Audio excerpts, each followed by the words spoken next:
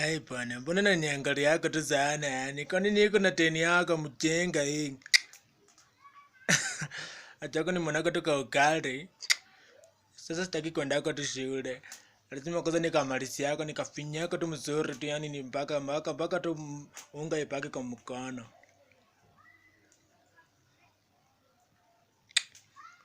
Chinga hii.